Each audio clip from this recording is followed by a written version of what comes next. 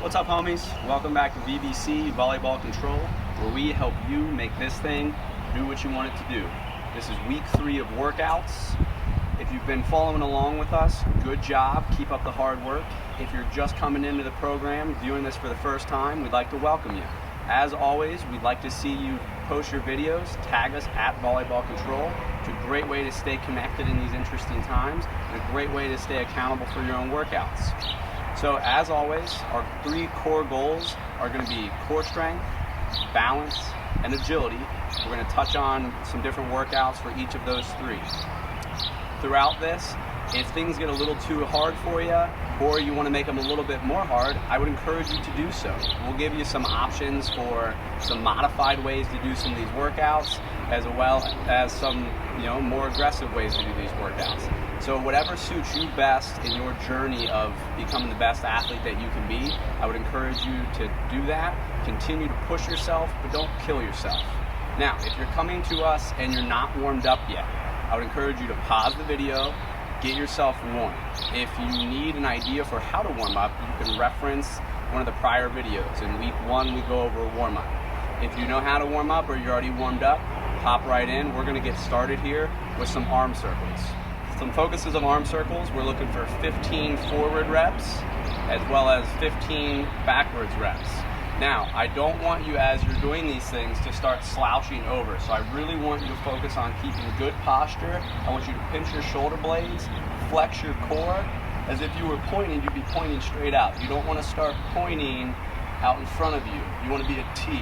So it's going to be small arm circles to start. We're in control. We are in no hurry here. We're trying to just go really fast, but we're not trying to go too slow. So just find a nice solid pace.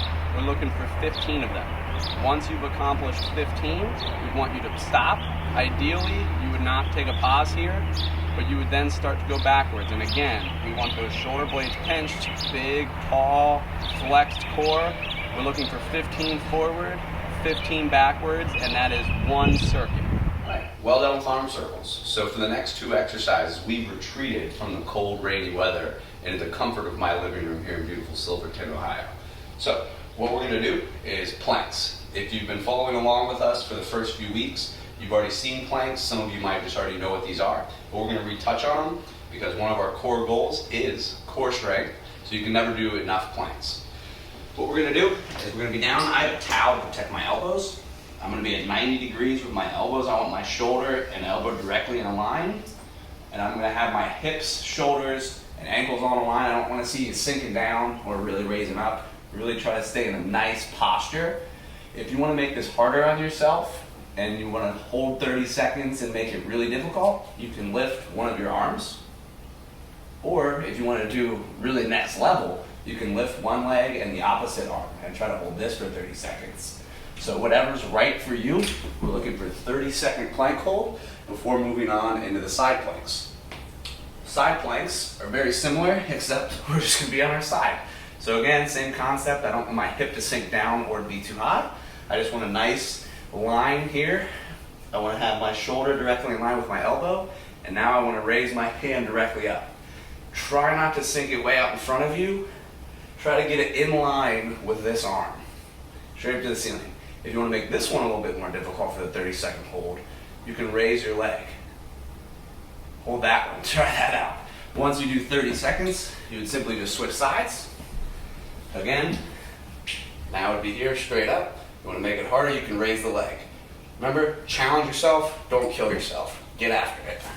Well done. We're now going to get into finger push-ups. We're looking for 5 finger push-ups ideally. There's going to be a few different variations depending on where you are as an athlete with your finger strength. Now, as athletes and as volleyball players, you need really strong hands. Whether that's setting a ball, hand passing a ball, blocking a ball, you name it. Having these things come in really strong is going to be really beneficial to you as a young and upcoming athlete. So we're looking to get some pressure on our fingers. Ideally, I want you to have all of your weight on your hands here, and then I want you to be able to just do push-ups. We're looking for 5 of them, but granted, when you start this, you're going to realize that's a lot of weight for your hands to start. So we're going to give you a few different variations to build yourself there. If you're unable to do that, one way you can do this is modified. So be on your knees, get your hands way out in front, again, up on your fingers, and then you're looking to just do push-ups this way. Okay? If that's still too much for you, there's one other option, so we'll show you that one here now. So all you need is some open space on a wall. Maybe clean your hands, otherwise your parents will see a bunch of little finger marks all over the wall. If you're like me, definitely don't want that in your household. So I'm gonna stand a couple feet away from the wall. Again, I'm gonna be up on my fingers here, just trying to get a lot of weight on them. And then I'm gonna be leaning forward to get some weight on my hands, going slow and in control before I push back up. Go at your own pace, but really challenge yourself here to ideally work towards doing a full finger push-up. Have fun with it, stay strong. All right, well done. Now we're moving on to our jumping exercise, but before we do, let's take a look around the house and get some ideas of what we should or should not jump on for this. Let's take a look, follow me. Let's start in the room. What do we got? We got a really unmade, messy bed. Probably not a good idea. Could work, I'd say no. We got a rolly chair. No.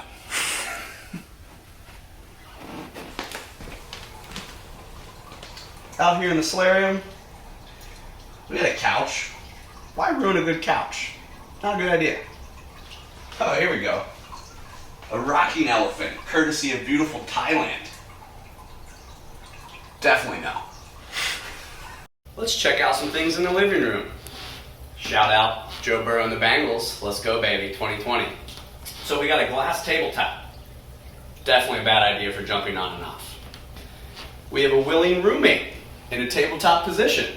As fun as this one sounds, probably not a good idea either. Let's keep looking. I got a nice big flat boulder here.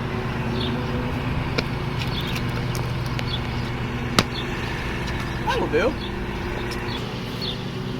Looks like I got a nice sidewall here for my driveway. That'll do. So you got some options out here. The most important thing, find something that's a good height for you and stay safe. But let's get some jumps in. Well, looks like we're back out front. The safest spot for me is going to be my front porch. Okay, nice height, nice landing zone both up and down. So we're going to work on jumps. We're looking for 10 jumps in a row. We're going to start just in a balanced, stable, stopped position. I don't want an approach here. We're going to get really low and sink down into a squat as our hands come back. And then we're going to use our whole body, including our arms, to really explode and throw us up into the air as high as we can. We're looking to do 10 jumps on and off, landing as softly and as safely as possible. So I really want you to land and cushion your blow. So it's going to be down, up, landing soft, turning around. I'm now balanced again, going slow, jumping off, and landing as soft and as light as I can. We don't want a lot of impact on our knees, so don't jump and land with your knees locked. Really allow them to cushion that blow. 10 up, 10 down. After that, we're going into a burnout. Well done up to this point. Hope you're a little sore. And if you are, we're getting into what's called a burnout now. So we've showed you how to warm up. We've showed you how to cool down in some of our earlier videos. We're now going to teach you what a burnout is, and I think it's a great way to end a workout. So we want one time all the way around your house of what we call swamp walks. Some of you might know these as just your common lunge, but we're going to walk our entire house in our lunge formation with our hands up. So I'll show you a couple. Hands are going to be up. I'm going to take my left foot, get it way out in front. I'm going to touch my right knee to the grass. I'm not trying to get it all the way to the ground and slam my knee into the ground. It's just down and just touch my right knee. I would then stand straight back up and go the other way. Touch my knee, back up. Touch my knee, back up. I would like for you to do it in just consistent steps. I don't want to necessarily see a few steps in between before the next lunge. Ideally, it would be 1, 1.